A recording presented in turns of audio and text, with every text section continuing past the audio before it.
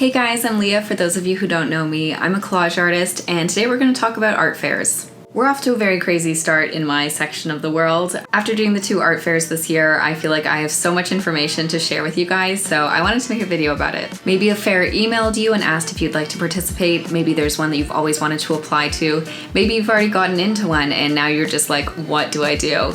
Or maybe you're just curious. I'm hoping that this video covers everything that you need to know. It can all be really overwhelming, and there's not really that much information out there, and the show definitely isn't going to provide that much information either. That's why we're here. We're going to break it all down, give you a checklist of everything you need, and kind of go from there. Now, I want to take a second and point out there, apparently a lot of you guys are watching my videos over and over again and not subscribing.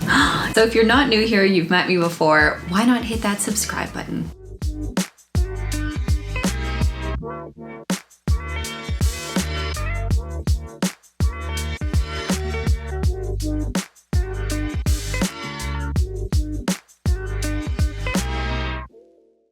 So because this video is going to cover everything on art fairs, I figured we'd start with the pre-approval. Let's say that you found a fair that you really want to participate in, but you're not sure where to start.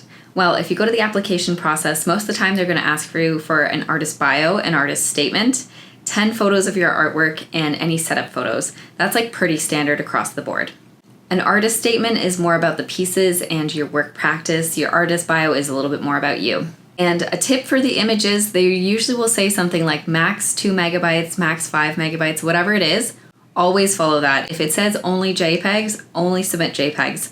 Unfortunately, I know that this is so weird, but a lot of the time you will not get into art shows unless you have this written out. And it's crazy to think that you could lose an opportunity just because of your files. It is a test to see if you can follow rules, and if you can't, they don't really want you at their show. The other thing they might ask for is a resume. If you went to school and it's not unrelated, I would still just put it on there. I think showing education of some way, if there's volunteer positions, if you've shown in any group shows whatsoever, put those on there. And if you have any social medias, etc., put all of that on there as well. As for the booth photos themselves, if you haven't done a show before and you're like, what do I give them? I would definitely recommend if you can hang some of your pieces at home and just kind of show them a blank wall with some pieces on it with a high professional camera. That is definitely what you should submit. Having this will show that you're able to professionally hang your work, which is something they're obviously looking for with candidates. And also with images, if you have works like mine where it's on paper and you have scans, include the scans. If they're on paper and not framed, do not just take a photo of them. And definitely make sure it's not just a phone photo. You want some professional quality photos. And as I said, I would just highly recommend having all of your work already scanned in. I'm sure I could go really into depth on what to do for an artist statement, what to do for an artist bio, what to do for an artist resume, so maybe that's an entirely other video. Okay, let's jump into what to expect. Now that you've got in, congratulations! What are you doing with the space? When you get this space, a lot of the time, if it's a smaller show, you're not even going to know where you are in the gallery space until the day of. You'll get there and your name will probably be on like a wall on a piece of paper somewhere. If it's a larger show, like the one I did in Canada here, the artist project was over 300 artists. They give you a map way beforehand and they have load-in times and all of that is already prearranged. So you will know your spot in advance, which is great because if you know your booth number in a larger space, you're able to advertise that to your followers as soon as possible. And now that you've paid all that money, what you've paid for is a blank wall and a slice of concrete, and that is it. So anything else that needs to be brought by you. There are shows that have tiers, so it'll be like diamond tier or gold tier, where they will hang all the work for you. They'll figure it all out. They'll put your name tags, etc. That is an option usually, but usually that is so much more expensive. It's like the difference between $2,500 and like $5,000. So I just recommend doing this yourself if you can. For me, I'm still getting into my art practice, of course, and trying to make it a full-time business. So I'm not looking to spend all that extra money. Time is money sometimes, and this is definitely one that I'm willing to invest in. That said though, if you're going to do it yourself, get help. I'm toxically independent. It's one of my bad traits for sure. So I always set up on my own and it just drains my battery completely. And then you have to do another 4 days at the show. So generally the setup is not the first day of the show. It's usually like the day before that. But that means that you're there for like 5 days. Most of the time it's usually Thursday night, opening night, Friday full day, Saturday full day, Sunday full day plus takedown. That's a lot. Like 5 days of like hard manual labor is very difficult. So make sure that you're thinking about your battery. And as I go through this list, like think about your mental battery and how you can preserve it as much as possible. Because as soon as it gets to the bottom, like it doesn't return from there. So anything that you can do to get off your plate before the show starts is extremely important. Let's go back to the booth idea. As soon as you figured out how much space you have, so most of the time they'll send out saying like, you've paid for 6 feet, but then they'll take off like half a foot on each side, for example, for a wall gallery styled piece. Or if it's a booth, they'll usually be like, mine, for example, is 5 by 10 is pretty standard. But if you actually look at the actual dimensions, it's like 4.5 by 9.5. So if you plan a 5 by 10 booth and then you get there, your work isn't going to fit. So I definitely recommend looking up what those numbers are in advance. I like to usually draw it down on paper. I will mark out like the exact sizing. Maybe it's like per inch you do like 9.6, for example, for like a 9.5 foot booth. And then you try to figure out like how many pieces can fit where. So for me this year, I kind of planned it out a little bit. For me, I had a gallery wall, obviously, so that is a really hard thing to plan in advance. Like you can plan it, but I thought that it would be easier. So instead, I planned the other walls around it. So I made sure that I wanted the big piece on the left side, so that way when people were coming around the corner, they would be able to see it. And then I wanted to have my bench on the other side, not in front of that piece, and then have the other ones above it. I also need to think about where my business cards were going. And when you're planning your layout, a lot of the time the walls are going to have a specific area where heavy things can be hung. So just make sure that you're hitting those spots if you have heavier pieces. Some people get things that hang on the wall. Some people get like a bench to sit on. Some people get a table with their cards. There's just so many ways of doing your booth. Most fairs have rules about what the name card can be. I'm just talking about like your wall decal if you want to have your name on it. Mine, I just had a very smaller one, but it was like perfect. Most fairs, they'll say it has to be black and it has to be on a certain font, potentially. The one in Toronto that I did was way more flexible. The one in New York was, they already printed them out for everyone, so that was kind of cool. Very nice of them. I don't think that happens very often, though. I think these people are just like extremely nice. And I think it's important to make sure that your booth is reflective and seeps into your personality. And usually that's pretty easy if you're bringing things from home. They'll see that like, you know, you have your own decor or whatever it is. For me, I bought this little booth seat. It's on Amazon. I'll put it in my storefront. But it was great. You could store all the materials I needed. I had all the wrapping materials. All my extra pieces were in here for the day, so that if someone bought something, I could just replace it really easily. All my extra named labels, all of that stuff was all in this box. But I just got to sit on it, and it looked pretty when I wasn't using it. Then I just brought a little table from home. It has my business cards on it. That was perfect. And I just put a little plant just to make it a little bit more exciting. So you can like jazz it up a little bit. Like don't think that this booth needs to be just white walls. If you take anything away from this, it's visualize. See the booth. What does it look like in your head? And are you happy with that look? And then if you like the look, go out and buy all the things that you're going to need for it. I'd also say strategize with the pieces that you're going to bring. For me, one thing that's really tough is all of my pieces are very small. And if you're a collage artist like me, you probably have the same thing. I wouldn't recommend getting a big booth and just putting one at each eye level, basically. I think that that's like a waste of space. And so for me, for this time, I decided to do a massive gallery wall. The first one I did, I really tried to make it look professional and like clean, I guess. I was trying to attract galleries and see if that was kind of the route that I could get is representation. So I wanted to make it as clean as possible. This year, I wanted to sell as much as possible was my goal. And I succeeded at that. I was able to do this big gallery wall. I brought down my prices just a little bit because I just like am overflowing with pieces. So I was like, you know what, whatever, this will be okay. And it ended up working out. So that was perfect. But the thing that I forgot is how much more work it is the more pieces you bring. If you have 4 big pieces, you're going to hang like 2 on the back wall, 1 on each side.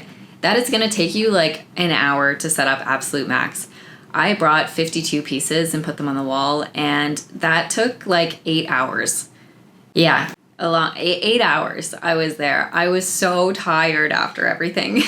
And why it took so long is because I had to do a gallery wall and my math wasn't working out because I was so tired. And then I had to put wall labels on all of them. I missed a couple just because there were so many. Like as soon as you scale your work to that many, like just things are going to go wrong. That's just what's going to happen. And also people were hammering on the other side, which they always say like no hammers, only screwdrivers, which I'll mention again below. But because of that, people were hammering and all the work started kind of getting shifted sideways and stuff. So then I had to go back and like try to level everything, and it was just like a whole mess. So I highly recommend like doing less, but not too little, right? Like you want to have enough pieces there that people are able to see them and make a decision. You don't want it to just be like 2 pieces, for example, because then people are going to be like, oh, I want to see more of your work. I think that there's like a happy medium. I'm not sure exactly what that number is either, but for me this year, it was like I brought 52, as I said, and I was able to sell 17 of them. So that was like a good ratio for me for sure.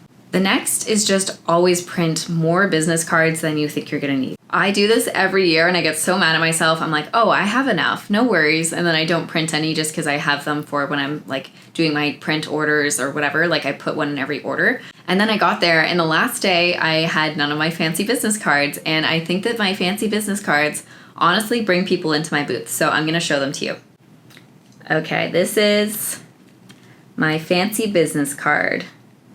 And this is the older one. I just changed the picture here to a new one, so that's exciting. But this, honestly, I think this is what makes me all the extra money. I think that this is it.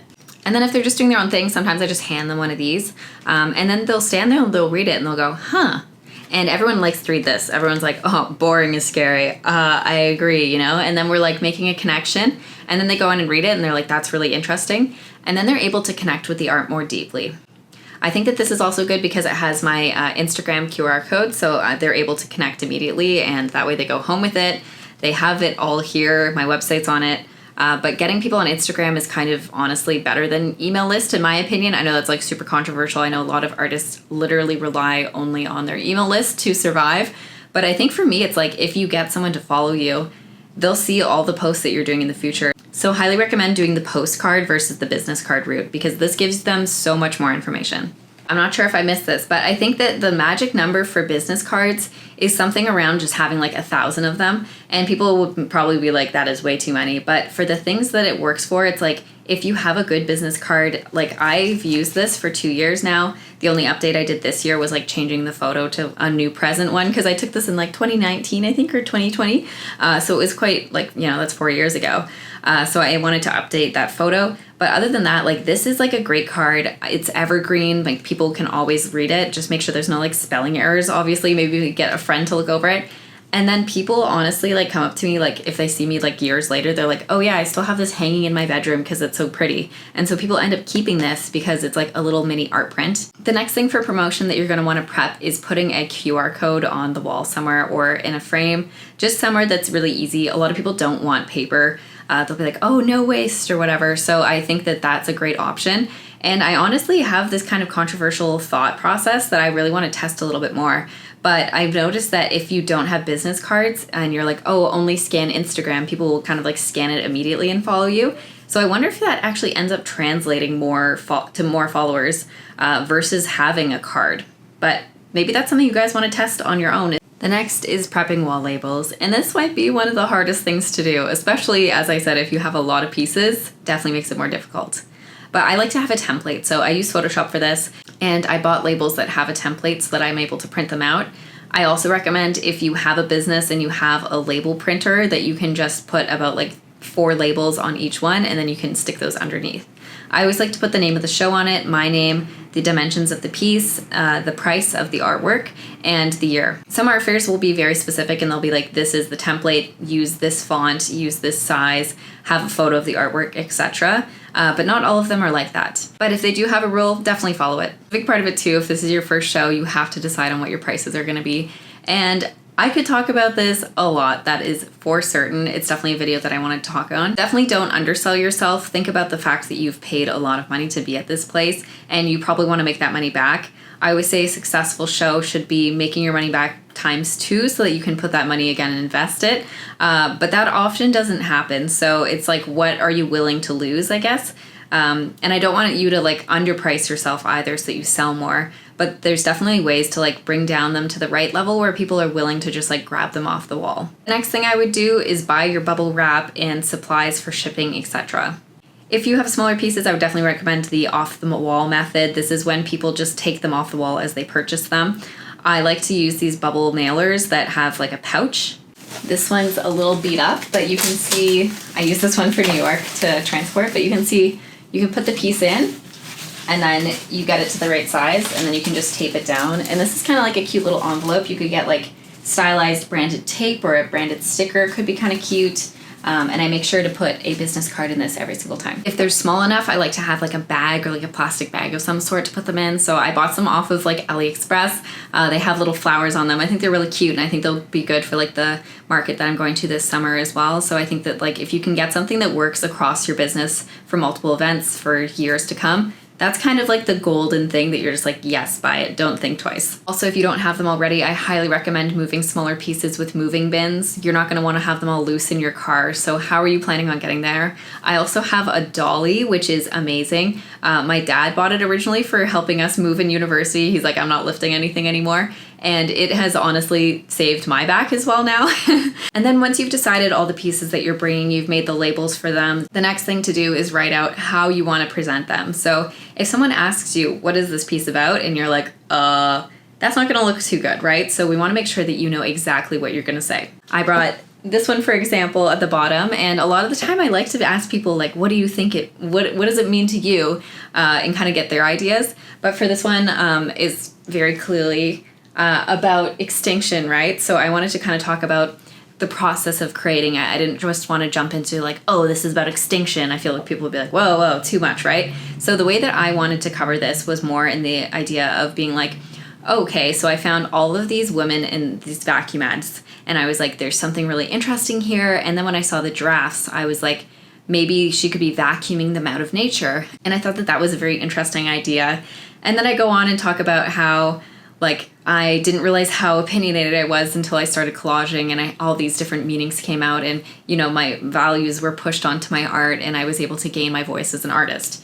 People love that story, and it is a true one, and I don't have to, like, you know, sugarcoat it or anything. Like, that's just like a true story. And then people kind of give it a laugh, right? It's kind of funny to have like a lady from the 1950s like vacuuming giraffes out of nature. And once you have your pitch down for each piece, I would highly recommend asking friends or family to ask you some questions that you think that they're going to ask you. For example, a lot of people look at my work and they're like, what is this?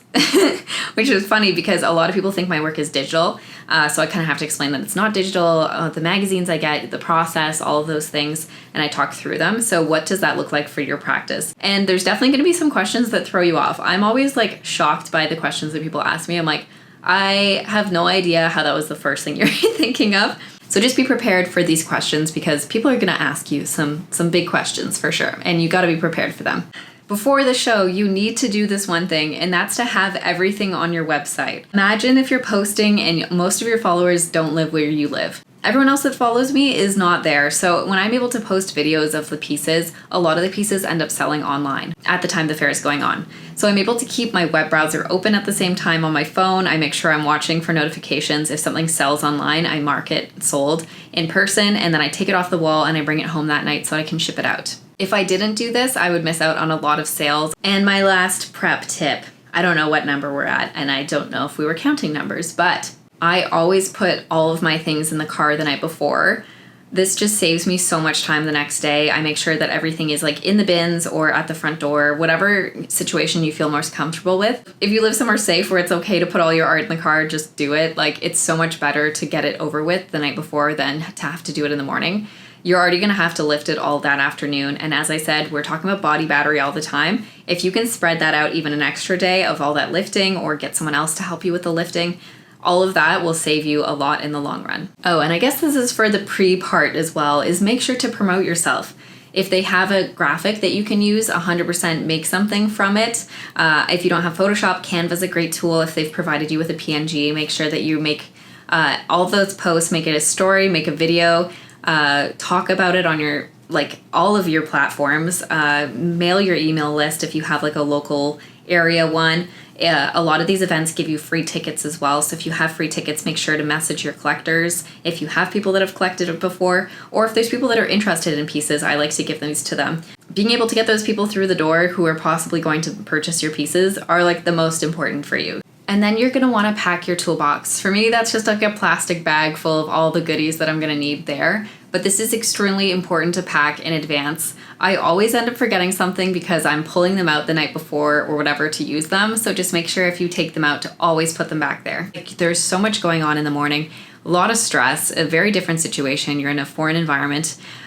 These are things that are just like not going to come to you easily, so I highly recommend doing them up front. So what goes in that toolbox? We'll make a list. A pencil, although I would pack pencils plural because the first time I went, the first little touch of it on the wall cracked the pencil. So I highly recommend bringing a bunch of them or bring a pencil sharpener. Next is a level. You're going to want to make sure all your art is straight, right? So you're definitely going to need a level for that.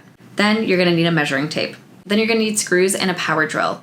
They do not let you bring hammers or nails, so just don't expect to be able to do that. What I do if I need nails, like for example my smaller Pantone pieces, they hang on very small nails. So I actually have a very, very tiny drill bit that I use, and I make the holes and then I just push the nail in. As for the drills, they need to be cordless. There are no plugs in your booth most of the time, so make sure that you have a battery powered drill. And then I would recommend having a whole assortment of screws. The issue with some of my screws that I have from the past is that they're super long. You really don't need that much unless you're hanging something that's very heavy. So if you have a drill, make sure you have all the drill bits you're going to need. I like to do pilot holes, so make sure you have something that actually drills into the wall that is the right size of the screws that you have. And your toolkit is going to be your labels that you've already done. So those should just get put into a folder, something that's not going to make them bend or anything. Make sure that they're all safe, but they're in there. With those, I always bring scissors just in case like a little smudge gets on the edge or something, you can cut it off. Then I like to have tape. There's always something where you need tape. I'm not sure why, but something always happens. I always bring extra hanging wire as well, just in case something isn't looking right or maybe something breaks on the way there. It's very unlikely, but it's always good to have like extra screws for that as well. I would just bring a full hanging kit if you have it. I also have a laser level with a tripod. I've used it a couple times, but honestly, I think it's like too fancy for what I end up doing. Like if you're doing gallery wall, you really don't need it. But if you're doing a bunch of pieces at the same level and they all have the same like hanging materials, I definitely recommend doing that. As I said before, step ladder, if you're getting up high, make sure that you have one of these. It's very useful. And the last that I obviously could not live without is my headphones. These spaces can be so stressful, and it's so nice to be able to just like block out other people's noises. If people are talking and you're trying to do math, it's just like, I don't know what's up. I can't listen to everything at once. So I always just end up putting those in. And I'm just going to stop here. I know there is so much information in this video. If you have any questions, leave them down below. I'm more than happy to answer them. Okay, we're getting into setup. So this is the day before. Usually they'll give you a time that you can come and set up your work. So this means that all your prep is done. You have all the things you need. They're all in your car, ready to go. When I'm doing setup, I'm always in athleisure, athletic wear. I highly recommend wearing running shoes and anything that you can just like sweat in, because you're going to be gross after doing it. If you're doing it right, it's going to feel like an exercise. So with setup, as I said, there's usually a schedule for move-in, but there's actually a little trick that I've learned myself. And I learned it by mistake, but basically the day that I was supposed to move in, my time was at an exact time where I had a meeting at work and I hadn't booked off that day. So I ended up going after work time, so at like 5:30, 6 p.m. And no one was there. I think because everyone was so like urgent to get on. It's kind of like people wanting to get on the plane even though it's not going anywhere till everyone's on. It's the same thing. I think everyone wants to set up and get out of there as fast as possible. So I know this isn't going to be the same for all shows, but if you know like the creator of the show or something, or you have a contact, maybe message them and ask them when the low part of it is, and I would just go at that time. And then definitely the most important is know those plans that we made before, what it looks like, what we have inside the booth, etc. Make sure that you reference those right before setting up. If you had a piece that you thought was going to fit in a certain place and then last second you're like, oh, I think this would look better here, that means that everything is shifting and something might go wrong. So just make sure to stick to the plan. The next tip is to have a spot for all of your tools. For me, I set up the bench first, and then I was able to put all of my toolboxes, all my screws on top of it. Especially if you're doing a lot of drilling, you're going to be doing it, and then where are you putting it down? If you put it in a different spot every time, it's going to just take you longer. I usually like to start with the hardest part first because this is when I have the most brain power. So if you're doing gallery wall, start with the gallery wall. If you're doing if you have like a very large piece that's going to be hard to hang and measure, do that first. Always think about the brain battery. How is it working? And yeah, by the end, you're going to be exhausted. So do the easiest things last. Maybe this should be before this, but hopefully you're all watching this at the same time, is learn how to measure and hang things before going. This is not something you want to be learning on the fly. If you have a couple pieces, it's fine to just be like, oh, that's about right, drill it in. But if you're trying to do something with like a straight line, if you need to do something like a gallery wall where everything is equally spaced, all of those things are going to be extremely difficult to do. This section, I feel like you're going to be like, why is this a section? But you never know. This is something that I've heard a lot of other artists do as well. I always plan my outfits out way in advance. If it's a 4-day show, I like to have at least 6 or 7 outfits picked. I make sure that everything's clean, everything's laid out, everything's ironed, whatever you need to do with that outfit, make sure it's like ready to go. The reason that I have more is some days are colder, some days are hotter, and you want to be able to be flexible with those. Also for opening night, a lot of people dress up a lot and it's like a very nice outfit, so I'd make sure to have something ready for that. And then the other days can be a little bit more chill, but I still think it's good to show like your professionalism. Remember, what you look like is part of your brand. So if you're showing up in sweats to something like this, which I have seen people do, by the way, it's important to play the part of a cool artist, even if you don't feel that way on the inside. You are at a very cool show and you should be very confident and trying to put your best foot forward. I think that this leads to a lot more sales, to be honest, and if a smile's on your face, that's part of the outfit. For me, I have these little magazine earrings. Everyone loves them whenever they're looking at my booth and then they realize it's Collage and they see my earrings. Like, that's like a really fun connection. The next one that's kind of funny that I've never heard anyone else say, but there was a mentor talking to everyone and they were like, bring 2 pairs of shoes. And I was like, that's such a weird thing to do, but okay, I'll do it. And so the first day I brought flip-flops for like the beginning and then I switched into running shoes halfway through and I was like, oh my gosh, this feels so much better. Like, switching the angle of what your foot is leaning on when you're standing for 8 hours a day definitely pays off. Energy. We're tying it back to energy. Everything's about energy at these things. Selling art is a sport. That's why I drink 2 Gatorades a day at each of these events. I literally live off Gatorade. I think that it is amazing. I don't think that I could get through these without Gatorade. Having something with electrolytes and sugar and carbs is so important when you're there. And a lot of the time, if it's busy enough, you're not going to be able to leave your booth to go have like a meal or eat really quickly. Just until you're able to take a break is super important. I also have things like protein bars so that I have something that's like very easy to eat. Sometimes I'll just stand a little bit away from my booth so I'm not like eating in my booth. And make sure to have a high protein breakfast. This might seem like an obvious one perhaps, but it's always really good to get that protein started. You need it for your energy, and that's something that I swear by. You've survived the prep, you've survived setting up. Now it's time for the actual event. Even talking about this, I already feel tired. So as you can imagine, you will be very tired at this point. Before it starts, there is nothing more important than just taking some photos of your booth. This is great for promotional, so you can post and be like, guys, it's tonight, making sure everyone knows about it. For your portfolio later on, being able to show shows in the future that you're able to set up a booth correctly and nicely. And it's also good for your own documentation to know how many pieces you brought the year before if you end up doing these events over and over again. And make sure that you like the setup. If you like the setup, you have photos of it so you know what to do for the next year. If you're like me and you have smaller pieces, you might be taking them directly off the wall versus waiting for the last day for them to come pick them up. And in this case, your booth could look very different by the end of it. I know that from mine, from opening night to the very next morning, looked completely different just because I had to shift my gallery wall and make space for new pieces as they were taken away. Also, make sure you get some nice photos of you. You've dressed up for it. You worked really hard to be there, so make sure that you have something to remember it by. I also really like going a little bit early and introducing myself if you didn't see people during setup. Make sure that you know all of your neighbors. It's super important, and they're going to be your lifeline during this time. Let's say you need to go to the washroom and there's a lot of people in your booth and you're just like, I can't wait any longer. It's always nice to have a neighbor that you can be like, hey, do you mind watching over my booth for a second while I run to the washroom? And after you've taken your photos and you have your chair, my one rule with the chair thing is that you don't sit in front of any of your pieces.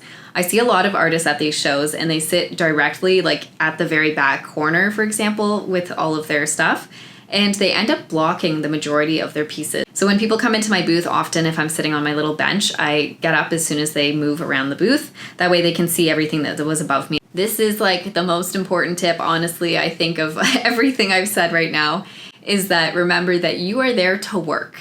This is like, you've paid so much money to be there, you owe it to yourself to be on 100% of the time. So yeah, maybe your feet are tired, for example, in that situation. Maybe this is too much tough love. I'm sorry if it's coming off as harsh. But for me, it's like if I was sitting in that seat all day and then those pieces didn't sell and I was like, oh, these pieces won't sell, everything else is getting looked at but this, it's like, it's kind of my fault that those pieces aren't selling. And that's why this tip I feel like is a little controversial. A lot of people like to bring like an emotional support person with them, but I find that the people that have like a friend there the whole time or like a partner or whatever always sell less work because they're so reliant on that person. As soon as you have someone that you love sitting right next to you all day, do you really need to reach out to other people? Absolutely not. So what I do is I just say like, I need to be alone at these fairs for the whole time. Basically, I end up talking to way more people. I end up handing out way more cards just because I'm looking for that engagement. I see a lot of people sitting in their booth. They got their 2 chairs, they're eating, they're hanging out with their friend.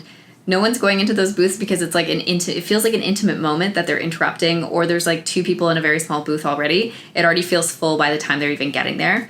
And because there's like so many other artists there, are they really going to take the time to like push you out of the way to look through things? Absolutely not. They're just going to move on to the next booth. Again, maybe one of the most important tips is how to sell art. For me, I watch a lot of new people start and they're either too pushy or not pushy enough. For me, what I like to do is kind of eavesdrop on conversations and pop in when I can. So if they're talking about a piece and they're like, what is this about, or whatever, and they're kind of talking to each other, and someone says something else, and it's like, I'll be like, yeah, that's a really interesting interpretation, and then they'll both be like, and then I'll be like, hi, I'm Leah, I'm the artist, I'm so glad you're liking this piece, and I really like your interpretation, and then that just kind of gets the conversation starting. Honestly, this is kind of a funny thing, is that I feel like I've been taking a lot of courses on how to sell art, and they're always like, oh, like, talk to the person a lot, blah, blah, blah. But I'm realizing that it's the people that like literally do not talk to me are the ones that are purchasing my art, and I would love to know more about how that process works. The most common thing I'm saying to people is, hi, my name's Leah, I'm the artist. If you have any questions, please let me know. I'll say, thanks. And then they usually will not actually ask you a question, but they'll start talking to the person next to them about something, and then so I try to like get into those conversations, but not to be too pushy, like certain ones you can tell where it's, they don't want anything to do with you. And you just have to kind of learn to read body language. And it took me a while to figure out, but I think like now I can pretty much read like when someone comes in my booth, if we're going to talk, what we're going to talk about, how long the conversation is going to be, all of those things now. I'm pretty good at like reading the situation. As we talked about before, if you have those top 10 questions planned, those people are going to be very interested in those answers. And then if you're selling your artwork, I like to use a square. So I just have the little square ones. And once that piece sells, you're getting out your bubble wrap, you're wrapping it up, you're putting your business card in, and you're putting it in a bag and you're handing it to them. And now you have a hole in the wall. So this is when you're going to want to make sure that you have another piece or something to fill it in. And then what are you doing with the wall label? I like to put a big red dot on it so that people know like, oh, it's sold. And I like to put that on the wall so that people's eyes can see it. Now, this feels a little bit like bragging, I'm not going to lie, but it is one of those things that is like a crowd mentality. Like if people see that you have like a lot of things sold, they're going to be like, oh, why is she doing so well? Why are people attracted to this work, right? And then they're going to end up buying the pieces as well. One thing is, if you're having the opposite problem where nothing's really selling, the big thing is to not get your hopes up. Don't say, I'm not going to go back the next day. Make sure that you're there for yourself and realize that there's so many other opportunities that come with doing an exhibition like this. You're meeting so many people, and a lot of the sales can happen actually after the show. But the opposite can happen as well, for sure. I remember my first show when people were like, oh yeah, after the show is when everything takes off. I'm completely sold out after the show. Like, people go online and buy them. And I was like, whoa, really? That's going to happen? That's crazy. And they were like, yeah, and all these galleries are going to message you. And I was like, wow, really? That's all going to happen? Oh my goodness. And I got like so excited. And then I got home and it just had radio silence. So I like to frame art fairs in my mind as kind of this like lottery system where you have to win the lottery and the one right person has to show up, for example. And I think that it's a marathon, not a sprint. And I like to think of like all of the shows, like having a budget towards that is almost like a marketing budget. Like small businesses will use Facebook ads or Google ads, for example, and put like $5,000 into that. And they see like what happens with it. I think that the same can be said for this exact situation. Just because you do good one year doesn't mean you're going to do great the next year. It's definitely like one of those things where you're slowly building. And our career does not happen overnight. Like, I think that when I did my first art show, it was a solo exhibition, and I sold out basically everything. I was like, oh my gosh, I can be a full-time artist now. This is the best thing that ever happened to me. And that was definitely not the case. Now, very, very quickly, we're going to talk about post. Just because the show is over doesn't mean the selling is over. Your work is all on your website and it's ready to go. So why not promote it after the show? After the show is also a perfect opportunity to downsell people. A downsell is when people have gone to your art show and they're like, oh my gosh, $400, I can't afford that. But then you have the $40 version print on your website. This is kind of the time to promote like smaller things, like if you have like stickers or totes or something like that as well, you can push it to those people that went to your fair. A lot of fairs don't allow you to have art prints, which kind of sucks for sure. I would recommend pushing your prints after, like I'm doing right now. Here's some of my prints. Oh my goodness, aren't they amazing? You could have bought the original, but if you missed out on that opportunity, these are available now on my website, and I'm going to have a print launch very shortly. That was an example, but it's also true. So if you want to check them out, flanzella.com. Make sure that you take tons of video during it. If people are looking at your art, get those photos, whatever it is, and then you can post those again and then link your art to it. It's important to keep advertising to people. If they see it once, it's not enough. You need to keep pushing. At the show, when you were selling, maybe you captured all of the email addresses from people who actually purchased. Sometimes I like to send the authenticity certificate by mail.